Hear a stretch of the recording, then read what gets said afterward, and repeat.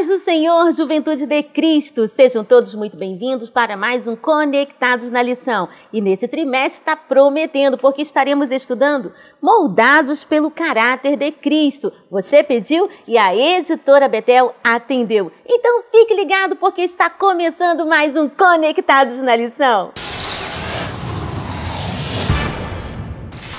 Muito bem, estamos de volta com mais um Conectados na Lição. E hoje a lição de número 4 traz por título Aprendendo com o Mestre da Sensibilidade. Estamos recebendo em nossos estúdios o comentarista da lição, pastor César Rosa de Melo.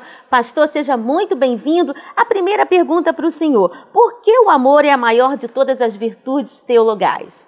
A paz do Senhor, nação Madureira, estamos aqui mais uma vez. É muito bom estar com você, Tianinha, Juliana Nascimento.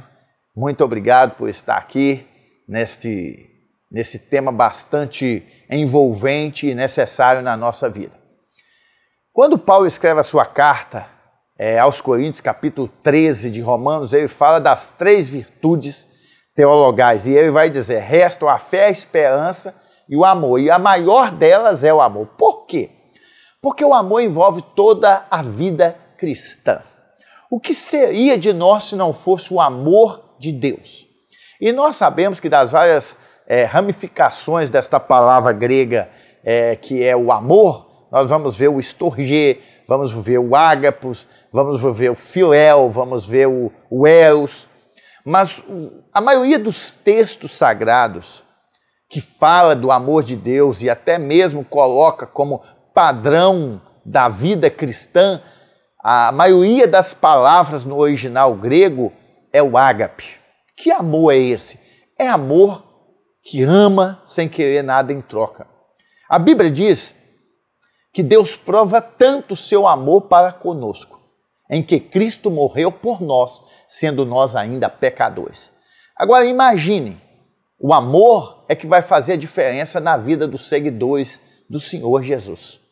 Tanto em devoção a Deus, quanto no servir ao próximo.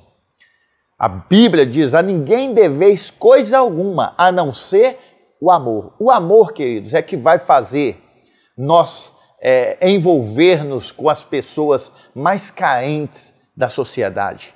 O amor vai nos levar a perdoar aqueles que nos ofendem.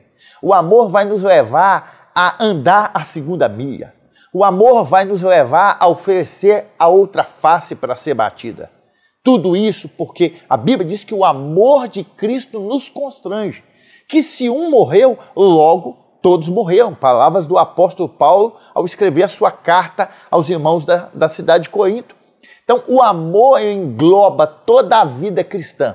E como nós já falamos aqui em tópicos, em lições anteriores sobre o fruto do Espírito, é bom que se diga que é através do amor que os demais frutos podem ser desenvolvidos. Então, o amor é a porta de entrada. O amor é a identidade que somos discípulos de Jesus, porque Jesus demonstrou amor.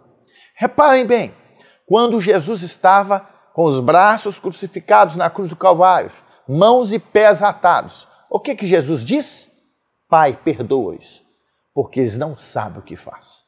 Se eu e você quisermos demonstrar que somos discípulos de Jesus, que o nosso caráter está sendo moldado por Ele, precisamos exercitar o amor. Muito bem, pastor. Por que a compaixão foi tão importante na operação dos milagres de Jesus? Que pergunta! Essa, para mim, é uma das perguntas mais célebres, porque a compaixão, essa expressão, podemos entender como compatos, ou seja, com sentimento, aquilo que é feito com sentimento. Essa expressão no grego é tão difícil de ser dita que eu nem vou citar com medo de errar. Mas a ideia dela é aquilo que move as nossas entranhas, aquilo que nos causa mal-estar e que nos leva a fazer alguma coisa pelo nosso próximo.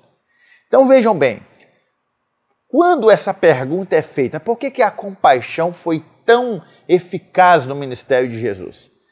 É porque a compaixão é eu me colocar no lugar do outro. É eu sentir a dor do outro e fazer alguma coisa em prol dele. Se você olhar, a maioria dos milagres que Jesus realizou estava atrelado a esse sentimento. Pois bem, um desses momentos era do leproso que chega diante de Jesus e, adorando Jesus, ele diz: se tu quiseres, tu pode me tornar são. Eu não sei em que estado aquele leproso estava, mas a lepra, geralmente, nos seus estágios mais avançados, os dentes caíam, as orelhas caíam, os dedos só tinham os cotocos. E aquele homem adora Jesus. E a Bíblia diz que Jesus, movido de íntima compaixão, ou seja, Jesus se colocando na dor e na angústia daquele homem, Jesus toca nele e diz o quê? Seja limpo. E a Bíblia diz que a pele daquele homem foi restaurada.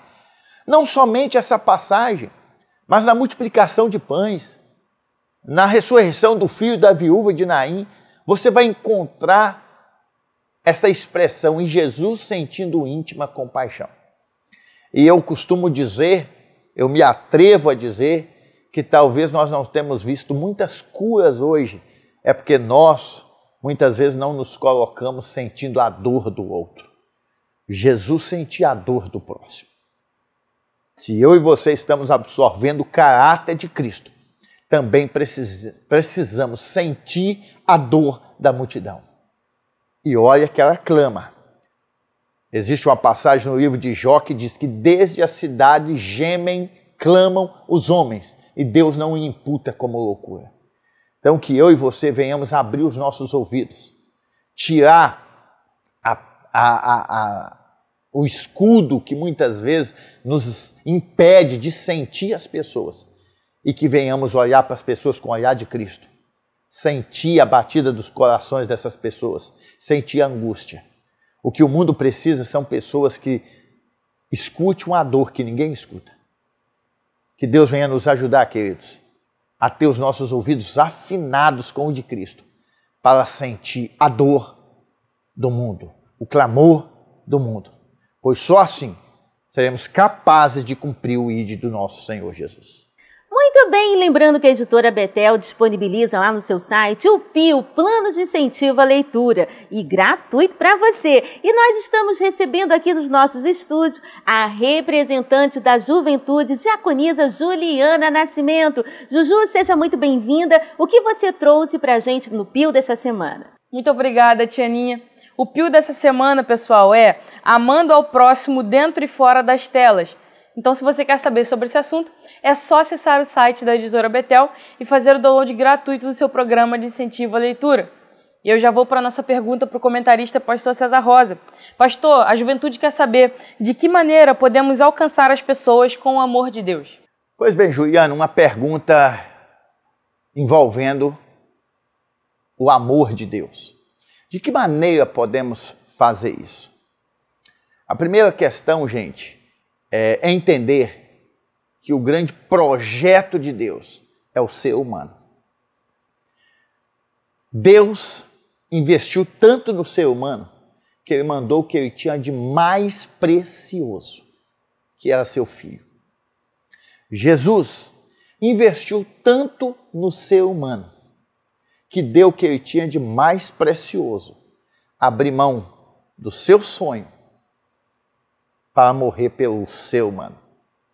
O Espírito Santo também está no meio de nós, porque Ele ama o ser humano e o seu papel é convencer o homem deste amor que Deus teve para com a sua vida. E de que maneira nós podemos demonstrar isso? Atitudes diárias. O que fez a diferença na vida da igreja primitiva? Foi as pessoas se preocuparem com os menos favorecidos, a tal ponto de nós encontrarmos na igreja primitiva que não existia entre eles necessitado algum. Muitas pessoas daquela época vendiam as suas propriedades para poder suprir as necessidades do outro. Hoje nós vivemos um momento que está precisando deste amor altruísta. Infelizmente, nós estamos vivendo um tempo muito com a vida voltada para nossos sonhos, nossos ideais e motivações egoístas. Quando o nosso caráter é transformado à estatura do caráter de Cristo, o nosso eu morre, o nosso eu é mortificado e Cristo passa a reinar na minha vida.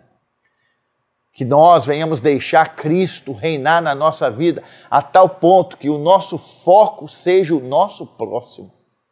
Que nós venhamos, porque a Bíblia diz que aquele que tapa o ouvido para escutar o clamor da necessidade também clamará e não será ouvido. Nós podemos fazer muito mais por uma população, por uma sociedade carente de Deus. Quando Jesus multiplica os pães, Jesus tem algumas coisas naquele texto interessante. Viu que o lugar era deserto, viu a carência da multidão, ou seja, e a hora estava avançada. Quando nós olhamos esse texto de uma maneira mais atual, nós percebemos o quão distante as pessoas estão de Deus, o quão difícil as pessoas estão tendo a vida. E nós temos o amor de Deus para dar a essas pessoas. O mundo não tem o amor que eu e você tem, mas aquilo que nós temos, vamos dar para as pessoas. A maior necessidade que as pessoas têm não é dinheiro, não é prata, não é ouro. Pedro e João deixou bem claro: eu não tenho ouro, eu não tenho prata, mas o que nós temos nós vamos te dar. Levanta e anda. Que nós venhamos deixar Deus usar as nossas vidas para fazer a diferença na vida das pessoas. Deus abençoe, tenha uma semana de bênção e vitória.